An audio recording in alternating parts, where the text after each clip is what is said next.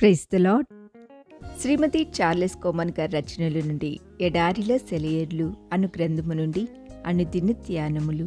దేవుని కుమారుడైన యేసు అను గొప్ప ప్రధాన యాజకుడు మనకు ఉన్నాడు కనుక మనము ఒప్పుకొనిన దానిని గట్టిగా చేపట్టుదుము.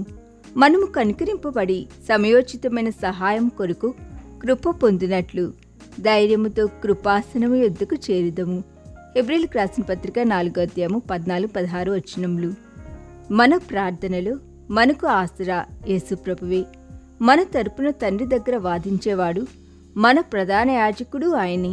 మన కోసం శతాబ్దాలుగా ఆయన చేపట్టిన పరిచర్య ఏమిటంటే మన గురించి ప్రార్థన, విజ్ఞాపన. మన అతుకు బతుకు విన్నపాలను మన చేతిలో నుండి తీసుకుని వాటికున్న కల్మషాలను కడిగి తప్పుల్ని సరిదిద్ది వాటిని తండ్రికి సమర్పించి తన స్వంత నీతి విమోచనలు బట్టి తండ్రి ఆ విన్నపాలను అంగీకరించాలని తండ్రితో వాదిస్తున్నాడు. ప్రియ సోదరి సోదర, ప్రార్థన చేసి జవాబు రాక విసిగిపోతున్నావా?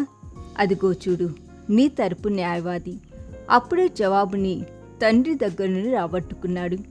విజయం దాదాపుగా నీ చేతికి చిక్కబోతున్న క్షణంలో నీ ప్రయత్నాన్ని విరమింపచేసి యేసుకు కూడా అపజయాన్ని, నిరుత్సాహాన్ని కలిగిస్తావా? నీ తరపున ఆయన అతి పరిశుద్ధ స్థలంలోకి వెళ్ళాడు. నీకు సందేశాన్ని తెచ్చే రాయబారి అప్పుడే నీ దగ్గరకు బయలుదేరాడు.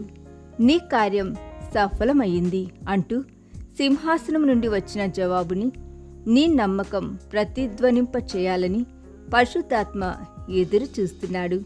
ఆమోదం పొందే ప్రార్థనకి పరిశుద్ధాత్మకి అవినాభావ సంబంధం ఉంది. పరిశుద్ధాత్మ దేవుడు మన అవసరాలేమిటో మనం సవ్యంగా తెలుసుకునేలా మన ఆత్మలకు బోధిస్తాడు. వాటిని గుర్తించేలా మన హృదయాలను సిద్ధపరుస్తాడు. సరిపడినంతగా కోరుకునేలా మన అభిలాషను రేకెత్తిస్తాడు. దేవుని శక్తి, జ్ఞానం, కృపలను స్పష్టంగా మనకు చూపించి మనకు ధైర్యం చెబుతాడు. ఆయన సత్యంపై అచంచలమైన నమ్మకాన్ని మనలో పుట్టిస్తాడు. ప్రార్థన చేయడం అంటే నిజంగా చాలా అద్భుతమైన సంగతి. అంగీకార యోగ్యమైన ప్రతి ప్రార్థనలోనూ తండ్రి, కుమార, పరిశుద్ధాత్మలు ముగ్గురు పూనుకొని పనిచేస్తారు. ఈ దిన ధ్యానము మనందరి ఆత్మీయ జీవితమునకు ఆశీర్వాదకరముగా ఉండునుగాక. ఆమేన్.